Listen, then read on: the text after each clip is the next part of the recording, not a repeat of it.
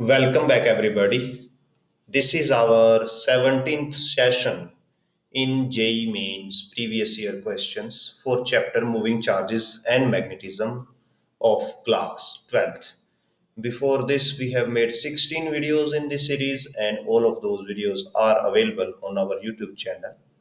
In name of channel is Point Basics, and there is dedicated playlist for NEET students also. If some of your friends are preparing for NEET exam, then you can also guide them through those videos and playlist. If you like these videos, then do press the like button, share them as much as possible, and subscribe to our channel. Also, if you like to support us financially, then you can scan any of these QR codes and donate us with whatever amount you want. Any amount of help will be highly appreciated. So, with this, again, let's start today's video. In the previous one, we were almost near to finish, and okay, here it is. This is the last question, 114th, which we completed, and today we will start with 115th.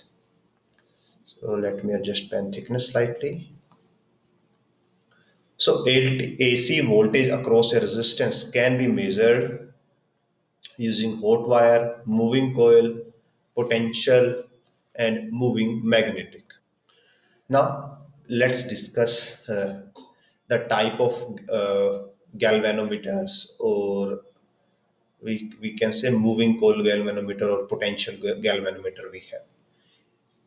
In case of a galvanometer, the basic principle behind measurement is we measure amount of torque produced by the current, and here current needs to be constant.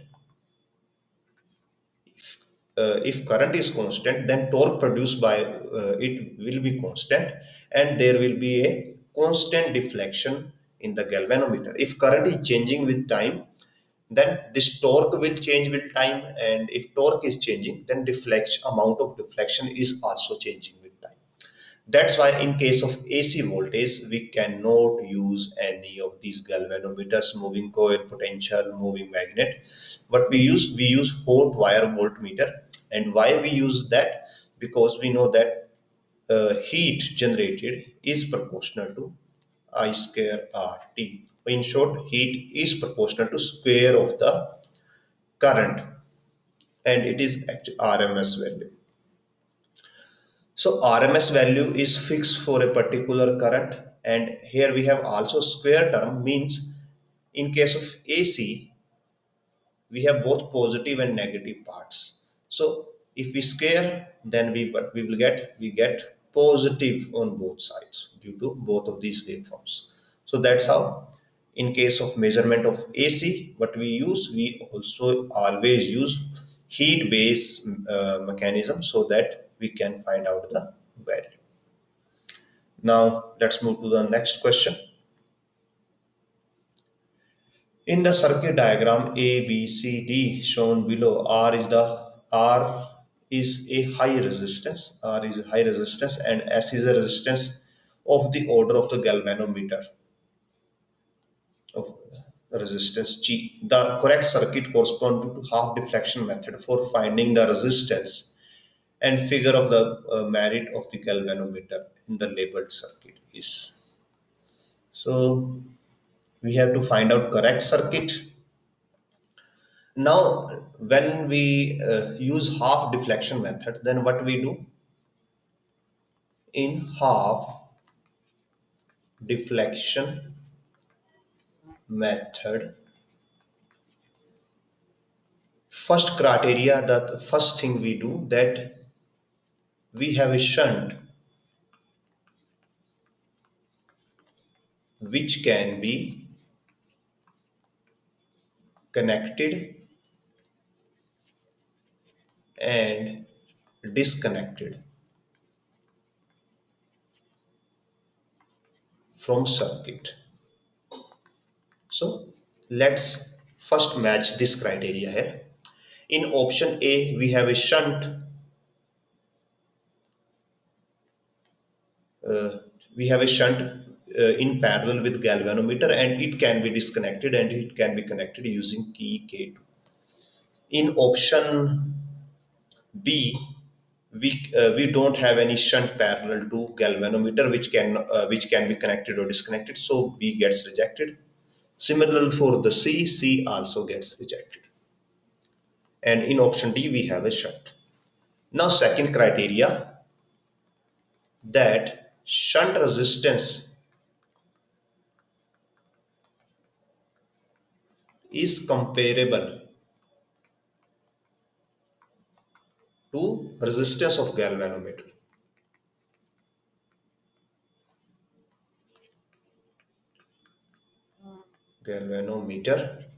so that after connecting it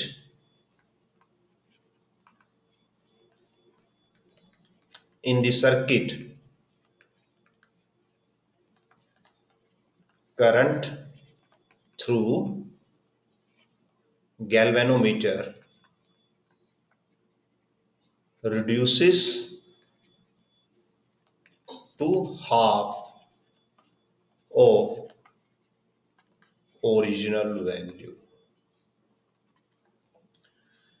That's the half deflection method, means we have to reduce the deflection by half, and that can happen when current in the galvanometer reduces to half, and that is only possible that if we have two parallel resistance of equal value. And here it is mentioned that S is a resistance is the order of galvanometer resistance, means S should be in parallel, and that is happening in option D, that S is in parallel with galvanometer. Hence, option D will be the right answer. Now, moving to the next one. This question has a statement 1 and 2. Higher the range, greater the resistance of emitter. Statement 2. In order to increase the range of emitter, additional shunt needs to be used across it. Now, first of all, let's discuss the statement 2, that to increase the range of emitter, additional shunt needs to be used across it. Now, how we increase the range of a emitter? We know that emitter is basically galvanometer, and it has a limit of current that it can allow only this value of current, after which it will damage. So what we do here, we attach a parallel resistance shunt such that if we are sending current I, then I minus Ig passes through shunt, and only Ig passes through the galvanometer. So if we want that maximum amount of current to be passed through shunt, then this shunt needs to be small. If this shunt resistance is small, only then maximum current will pass through it. So statement 2 is right, that to increase the range, we attach a shunt resistance in the parallel, and statement 1 is wrong, that higher the range, greater the resistance. If we add a shunt resistance, then in range of this emitter will increase, but effective resistance will decrease, as effective resistance will be 1 by G dash is equal to 1 by G plus 1 by S. And in parallel, we know that final resistance is either equal to the least possible value of both two, and or is less than both. So here effective resistance will reduce as we attach a shunt resistance. So we can say here 1 is false and 2 is true. So option D, 1 is false, 2 is true. Next question. To find the resistance of a galvanometer by half deflection method, the following circuit is used with resistance R1 9970. So 9970, R2 30. Okay, this should be ohm. not watt, these will be ohms. R2 is 30 and R3 is 0. Okay, so initially R2 is 0, initially R3 is 0, and then we have a deflection in the galvanometer, that is D, and when we put value R3 is equal to 107 ohm, then deflection is D by 2. So we have to find out the resistance of the galvanometer. So here we have two cases. First when R3 is 0, and second when we have R3's value is equal to 107. So case 1, when R3 is 0, then our circuit will look like this. We have R1 9970 and we have R2 here, that is 30 ohm, and we have a galvanometer here.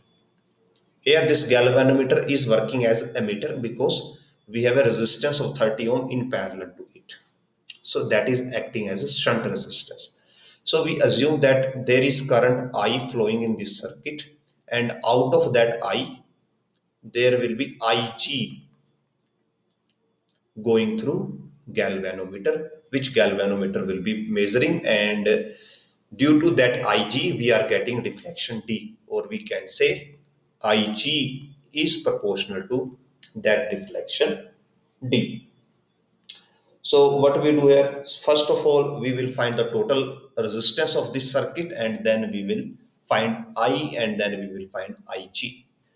So here 30 and G are in parallel, so their combined resistance will be 1 by G plus 1 by 30, that gives us to 30G, G plus 30, and reversing that to get the resistance, we have 30G by G plus 30, that is resistance in there's parallel combination, and total resistance of the circuit will be 9970 plus 30G divided by G plus 30.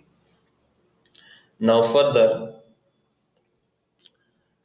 current in this circuit will be, assuming that potential is V, so value of current V is will be V by RT, that is 9970 plus 30G divided by G plus 30.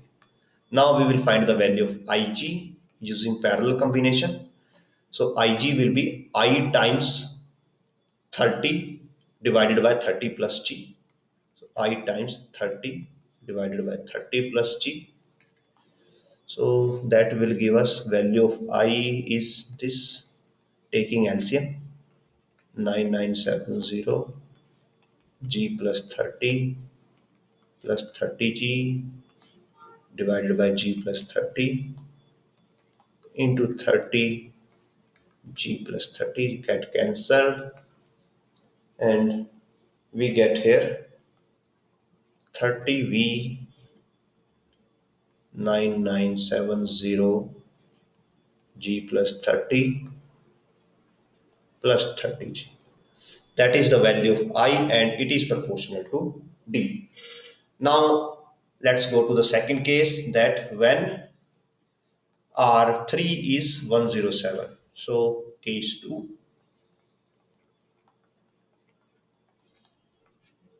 R3 is 107 ohm, and our circuit will look like something this. We have a battery here, 9970. This is 30 ohm galvanometer with 107 ohm.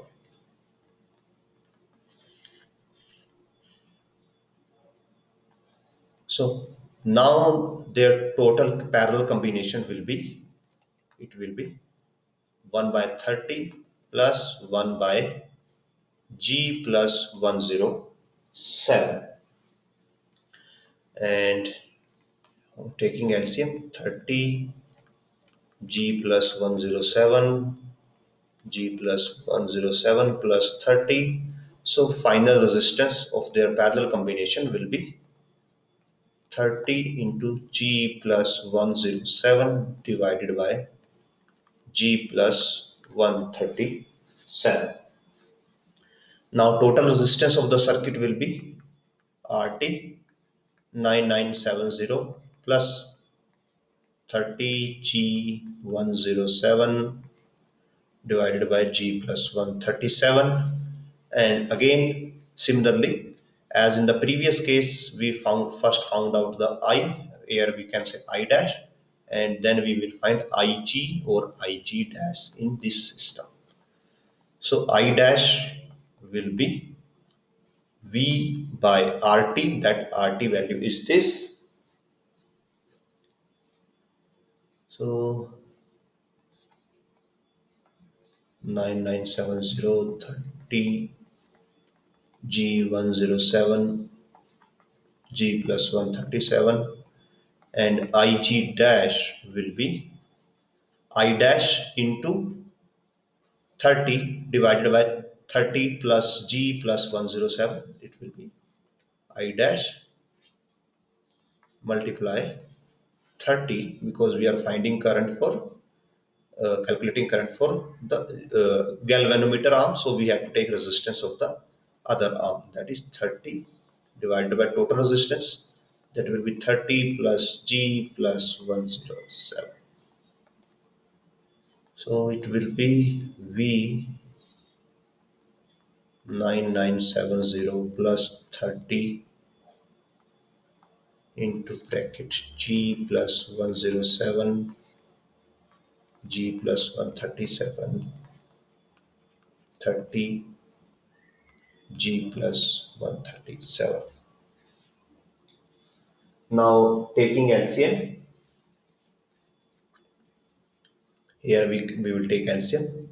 So IG dash will be V 9970 G plus 137 into 30 G plus 107, and this G by 137 will be in the LCM, and that get cancelled with this G1 plus 37, and on top we will have 30. So this will be the value of IG dash, and as per half deflection method, here this value is proportional to D by 2. So we have two values now, one is proportional to D and another is proportional to D by 2. This is proportional to D, so let me copy this.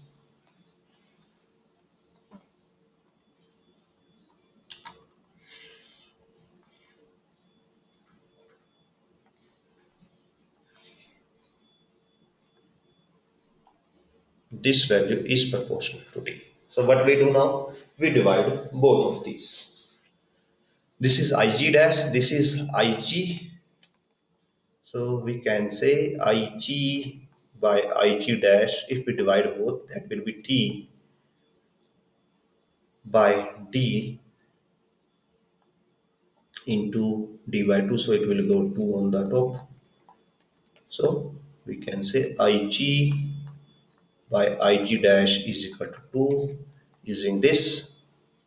So here we have 30V divided 9970 G plus 30 plus 30G. From this we will have 30V here, and here we have 9970 Z137 30G107 is equal to 230. We get cancelled. Now we take this value on here. So what we are left with? We are left with 9970 G 137 30 G 107 equals to, this value get multiplied with 2, so it will be 9970 into 2G plus 60 plus 60G. Now what we take? We take 9970 on the one side. So 9970, it will be G plus 137 minus 2G minus 60, and on the other hand side we will have 60G minus 30G minus 30 into 107.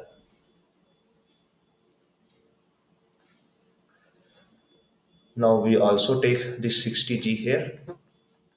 So 9970, it will be minus G and plus, that will be 77. Yes. And this will be plus 30G here, and plus 30G will go here. We will get minus 30G is equal to minus 30 into 107. Now this will be negative 9970 G minus 30G and plus 9970 into 77 is equal to minus 30 into 107. Further, this will be 1000 minus 1000 G, and this will be, if we take this here, minus 30 into 107 minus 9970 into 77.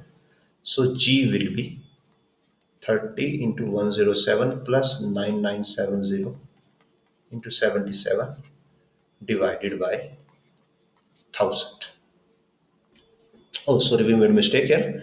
9970 minus 30, that will be 10,000. So it will be 10,000. Now, if we can compare, on the denominator we have 10,000, and this term will be 100 into 3, that will be 10,000, 3,000 approximately. We are approximating now. So this will be approximately 3,000, and assuming it to be 10,000, assuming it to be 10,000 into 77, so 77,000 by 10,000. So it will be 80,000 by 10,000, and approximately we will get 80 as answer. And if we compare our answer, so here it is option D, that will be our right answer for this question. Moving to the next one.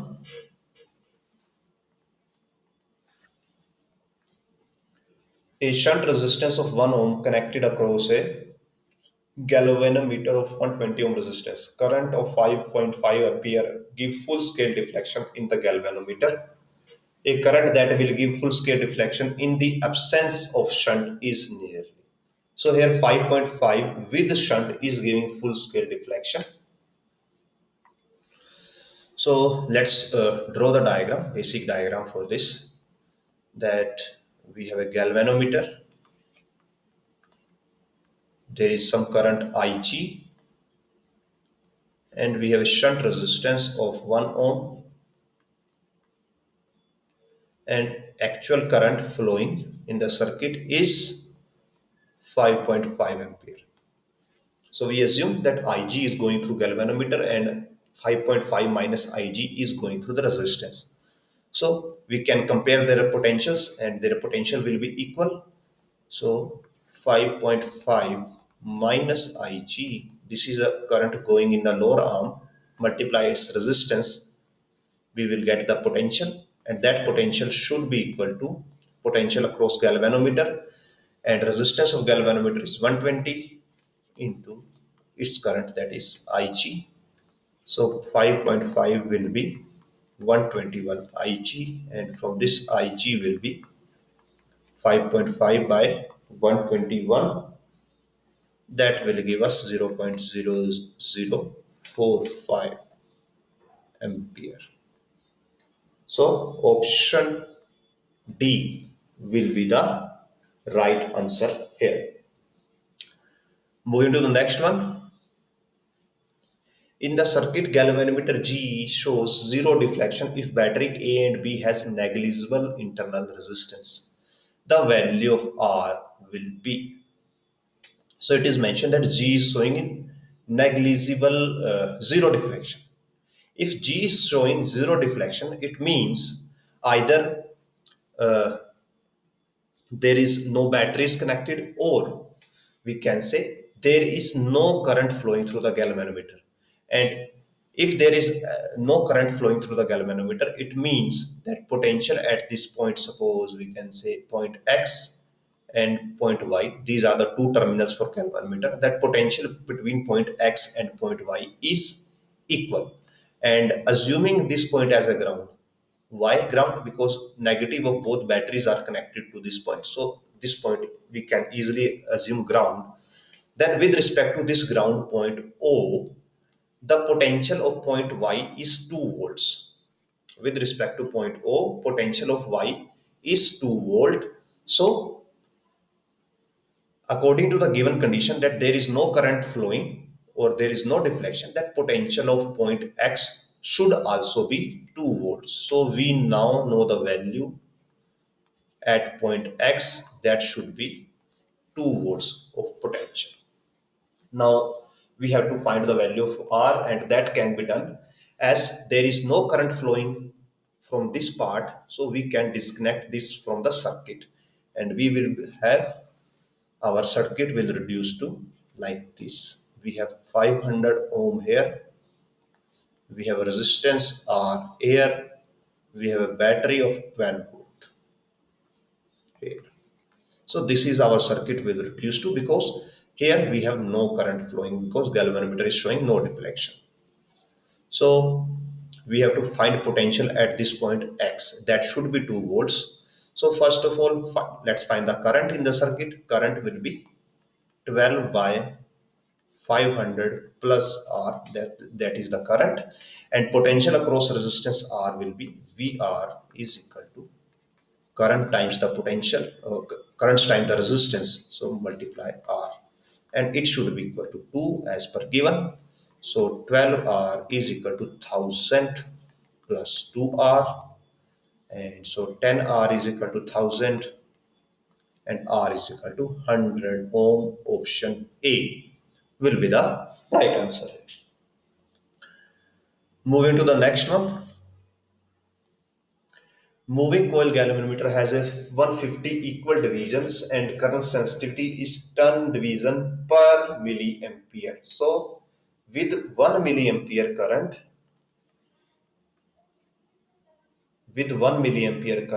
we get 10 divisions. So we can say for one division, with 10 division, we get 1 milliampere current. Or for one division, but we will get 1 by 10 of milliampere.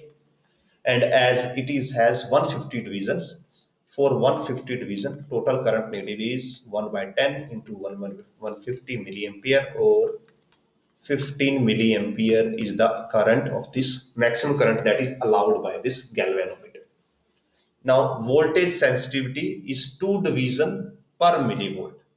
This is for current. Now for voltage, it is mentioned that 2 divisions produces 1 millivolt or 1 MV, or we can say one division will produce half of millivolt, and we have 150 divisions, so 150 divisions will produce half millivolt into 150, that is 75 millivolt. So this we can say this galvanometer can measure 15 milliampere current in its current situation and 75 millivolt.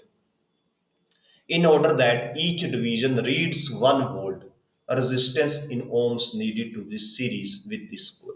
So now initially this galvanometer can measure up to 75 millivolt, and now we need to measure it 1 volt per division. We need to measure it 1 volt per division, means it needs to measure 1 volt per division, and there are 150 divisions, so it needs to measure 150 volt, 150 into 1 150 volt as a whole.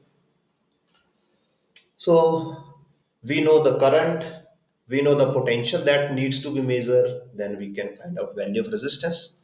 Our circuit will look like this, that we have a resistance R that we need to find, and we have a galvanometer here, and this is point A, this is point B. Potential difference between A and B is 150 volts. Or we need to find galvanometric current through galvanometer is 50 milliampere. And we also need resistance of the galvanometer. And resistance of the galvanometer can be found out as maximum potential by galvanometer, and this is the maximum current of the galvanometer. So resistance from V is equal to IR will be V by I. So V is 75 millivolt and current is 15 milliampere. So it will be 5 ohms. So let's write the equation. As in this system, current Ig will be flowing. So Ig will be total potential, that is 150, divided by total resistance R plus 5. Value of Ig is 15 milliampere. So 15 into 10 raised to power minus 3. We can write it like 150 by 15 into 10 raised to power minus 3 is equal to R plus 5. Here we will get 10. 10 into 10 raised to power plus 3 will be 10,000. So R will be 10,000 minus 5, or 9995 ohms. That is option C for us. So with this, whole exercises and all the question for this chapter has been completed. Again, if you find these videos useful, then do press the like button, share them as much as possible, and subscribe to our channel. Also, if you like to support us, then you can scan any of these QR codes in front of our screen or your screen and donate us with whatever amount you want. Any amount of help will be highly appreciated. And with this, again, thanks for watching, and we will meet in next video.